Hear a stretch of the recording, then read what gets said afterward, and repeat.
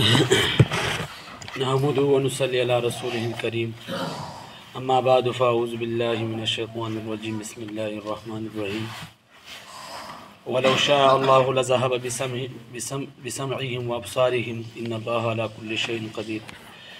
اور اگر اللہ تعالیٰ چاہتا تو لے جاتا ان کے سننے کی طاقت اور ان کے دیکھنے کی طاقت۔ بے شک اللہ تعالیٰ ہر چیز پر قادر ہے۔ یہ تو ہم سب کا ایمان ہے کہ اللہ تعالیٰ ہر چیز پر قادر ہے۔ دنیا بھی جتنی بھی چیزیں ہیں سب کا مالک کون ہے؟ ایک اللہ ہے۔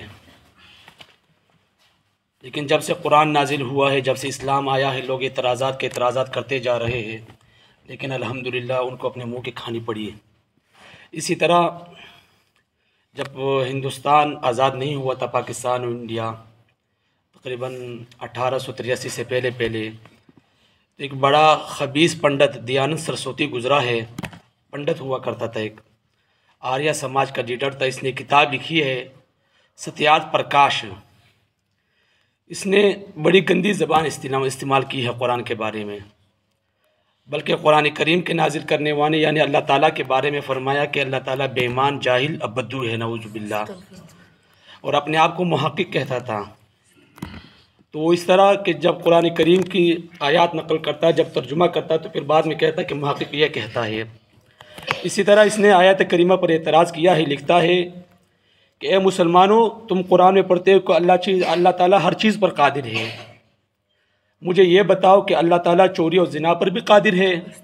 ٹھیک ہے نا بھئی، ہمارا ایمان ہے کہ اللہ تعالیٰ ہر چیز پر قادر ہے، تو بتاؤ کہ اللہ تعالیٰ چوری اور زنا پر بھی قادر ہے کہ نہیں؟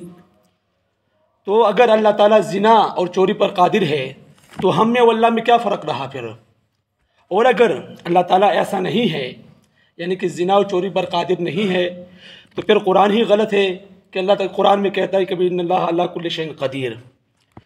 تو اللہ تعالیٰ جزائے خیر عطا فرمائے مولانا قاسم نانوتوی رحمۃ اللہ علیہ، جنہوں نے دیوبند کی بنیاد ڈالی۔ انہوں نے بہت سی کتابیں لکھی ہیں، ان میں سے ایک کتاب انتصار الاسلام ہے، جن میں انہوں نے اس اعتراضات کے جوابات نقل کیے ہیں۔ تو اعتراض کا خلاصہ یہ ہے کہ پنڈت جی چوری کی تعریف یہ ہے کہ آپ غیر کی ملک میں ہاتھ ڈالیں۔ مطلب کیا؟ یہ کتاب میرے پاس ہے، یہ میری کتاب ہے، اگر اس کو کوئی اور لے کر جائے تو یہ کیا ہوگی؟ چوری ہوگی، ٹھیک ہے نا؟ یہ کتاب میری ہے، کوئی اور لے کر جائے تو یہ کیا ہو گیا؟ چوری ہوگی، ٹھیک ہے؟ اگر یہ کتاب میری ہے اور میں خود ہی اس کو اٹھا کر لے جاؤں تو یہ چوری ہو گئی کیا؟ ٹھیک ہے نا؟ جب دنیا کی ہر چیز ہی اللہ تعالیٰ کی ہے تو بتاؤ پھر چوری کس چیز کی ہو گئی ہے؟ ٹھیک ہے نا؟ تو یہ تمہارا جو اعتراض ہے یہ بالکل ہی غلط ہے۔ اور رہا زنا کے بارے میں، تو زنا کے لیے کیا ضروری ہے بھئی؟ زنانہ اور مردانہ آلات کی ضرورت پڑتی ہے۔ جب بھی مرد عورت زنا کرتے ہیں تو کچھ نہ کچھ آپس میں جوڑ لیتے ہیں تو پھر زنا ہوتا ہے نا۔ اس طرح تو ہوائی کام نہیں ہوتا بھئی، ایک مرد ادھر ہے اور ایک مرد عورت ادھر ہے تو آپس میں ملتے ہی نہیں، تو یہ زنا کہاں سے ہو گیا؟ ٹھیک ہے نا؟ کچھ نہ کچھ آپس میں جڑتے ہیں تو کیا ہوتا ہے پھر؟ اس سے زنا ہوتا ہے۔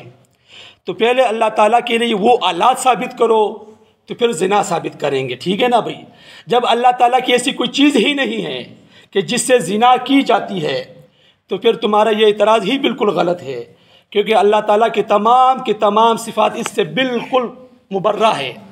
اللہ تعالیٰ کی کوئی ایسی چیز نہیں ہے کہ جس سے تم یہ چیز ثابت کر سکو، کیونکہ اللہ تعالیٰ کا کوئی جسم نہیں ہے۔ یہ ہمارا ایمان ہے، یہ کافروں کا بھی ایمان ہے، ہمارا بھی ایمان ہے، اور پنڈت کا بھی یہی ایمان ہے۔ تو اللہ تعالیٰ فرماتا ہے لیس کمثلہ شیء، کہ اس کے مثل کوئی شے ہی نہیں ہے۔ اللہ تعالیٰ کے کان ہمارے کانوں کی طرح نہیں ہے، اللہ تعالیٰ کی زبان ہماری زبان کی طرح نہیں ہے، اللہ تعالیٰ کے ہاتھ ہمارے ہاتھوں کی طرح نہیں ہے، اللہ کے پاؤں ہمارے پاؤں کی طرح نہیں ہے۔ جس طرح کہ حدیث میں آتا ہے کہ تم ایک ہاتھ بڑھاؤ، اللہ تعالیٰ 2 ہاتھ بڑھاتا ہے، تم ایک قدم بڑھاؤ، اللہ 2 قدم بڑھاتا ہے۔ تو اللہ تعالیٰ کے قدم اور ہاتھ ہمارے قدموں کی طرح نہیں ہے، اللہ تعالیٰ ان سب چیزوں سے پاک ہے۔ تو پنڈت جی کا یہ اعتراض کرنا ہی غلط ہو گیا ہے۔ تو اللہ تعالیٰ علماء کو جزائے خیر عطا فرمائے کہ وہ آتے رہتے ہیں اور ان بدبختوں کا جواب دیتے رہتے ہیں۔ تو اللہ تعالیٰ ہم سب کو اس پر عمل کرنے کی توفیق عطا فرمائے۔